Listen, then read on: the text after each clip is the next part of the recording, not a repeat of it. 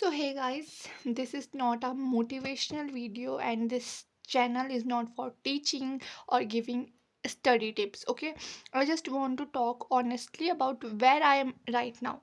I am Kritika, student of class 12th, and जब class 12th start हुई थी मैं काफ़ी सीरियस थी। ओके, मैंने जेई के लिए लक्ष्य बैच ज्वाइन किया था, लेकिन अराउंड 2 मंथ्स मुझे रियलाइज़ हुआ ये मेरे लिए वर्क नहीं कर रहा है, तो so I quit this. Okay, just erase this खिचड़ पिचड़। उसके बाद बीच में काफ़ी टाइम तक मैं प्रॉपरली पढ़ नहीं पाई और मेरी कंसिस्टेंसी ऑलमोस्ट ब्रेक हो गई। जब हाफ ईयर एग्ज़ाम का रिज़ल्ट आया तो देन आई रियलाइज दैट कि बहुत लोगों की एक्सपेक्टेशंस थी, पेरेंट्स, टीचर और शायद शायद मुझे खुद से भी। और रिज़ल्ट के बाद उनके फेसेस पे डिसअपॉइंटमेंट देखी। आई 52 या 53 परसेंटेज और वैसा कुछ दैट मच हार्ड पेपर भी नहीं था। ठीक है, जो हार्ड था उसकी मार्किंग मतलब मैं पास नहीं हो रही थी, लेकिन पास हो गई कैसे, वो उन्होंने वो दी, कृपा करी। So that moment really stayed me with मी।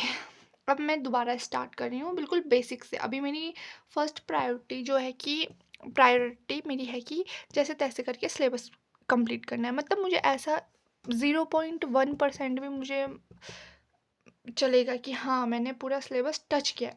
उसके बाद मेरी सेकंड प्रायोरिटी, क्या बोल रही हूँ मैं, प्रायोरिटी प्रायोरिटी हाँ प्रायोरिटी होगी कि मुझे उतना सिलेबस कंप्लीट करना है कि जो मुझे पासिंग मार्क दिला सके। ठीक है, पासिंग मार्क्स के लिए पढ़ना है। देन मुझे एक बार सिलेबस कंप्लीट करना है, उसके बाद पासिंग मार्क के लिए पढ़ना है मुझे, दैट्स इट।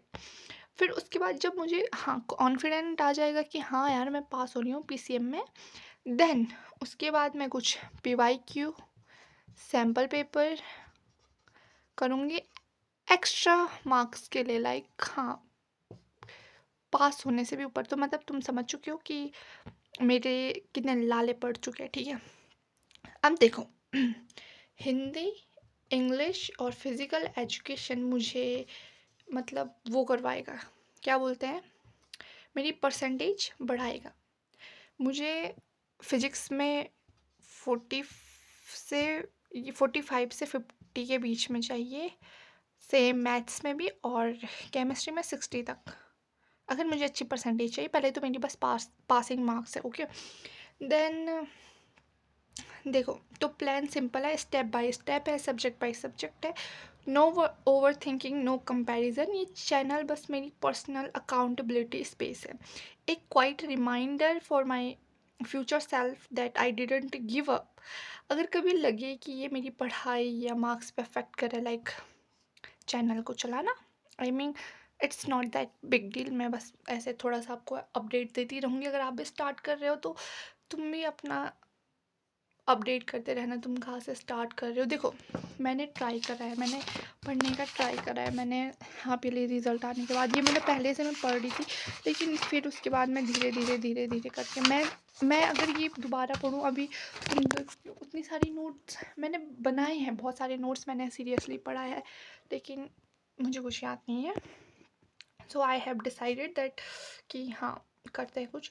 और अगर मुझे ऐसा लगे कि ये डिस्टर्ब करे तो आई विल क्विट, लाइक मैं नहीं बनाऊँगी, क्योंकि ये मैंने बस कंसिस्टेंस रहने के लिए, क्योंकि इससे पहले जब मैं स्टडी ब्लॉग बनाती थी तो उस टाइम पे मैं बहुत कंसिस्टेंट थे अपने के लिए, लेकिन उतना टाइम तो है नहीं कि ऐसे डिटेल में मैं इतना पढ़ रही हूँ, रिकॉर्ड करूँ, ये करूँ, वो करूँ।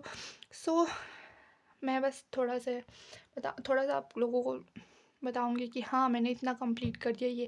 सो आज 2 फरवरी है, मेरे पास ऑलमोस्ट मतलब जो छुट्टियाँ हैं उसके बाद मेरे सीधा प्री बोर्ड स्टार्ट हो जाएंगे, then practical exam, then farewell, then उसके बाद सीधा हम एग्ज़ाम्स में चले जाएंगे। ओके, बोर्ड एग्ज़ाम में तो 2 है, तो आज जितना मुझसे प्रैक्टिकल का काम होगा, हॉलीडे होमवर्क होगा, वो निपटाऊंगी चाहे मुझे रात भर उठना पड़े। देन कल से हम स्टार्ट करेंगे। And let me show you that मैंने ये बनाया था, ये चार्ट बनाया था 2 फ्राइडे से, लेकिन नहीं आज भी मैंने ट्राई किया। फिजिक्स मैंने पढ़ दिया था, लेकिन मैथ्स में जाते जाते मैंने गिव अप कर दिया था। सो आई हैव डिसाइडेड दैट मतलब उसी टाइम मैंने सोचा कि why not again I will, मतलब मैं स्टडी व्लॉग बनाती हूँ थोड़ा अपडेट देने के लिए। फिर मेरे को ऐसा सोचा कि हाँ, और एकदम ऑनेस्ट, तो थर्ड से हम स्टार्ट करेंगे।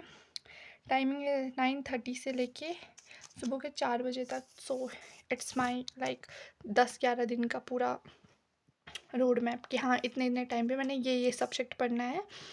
एंड देन देखते हैं फिर उसके बाद मुझे बस साथ ही साथ प्री बोर्ड की तैयारी भी करनी है, क्योंकि 16 से मेरे प्री बोर्ड भी है, फिर से उसके बाद प्रैक्टिकल एग्ज़ाम। तो ठीक है, सो तब तक के लिए बाय।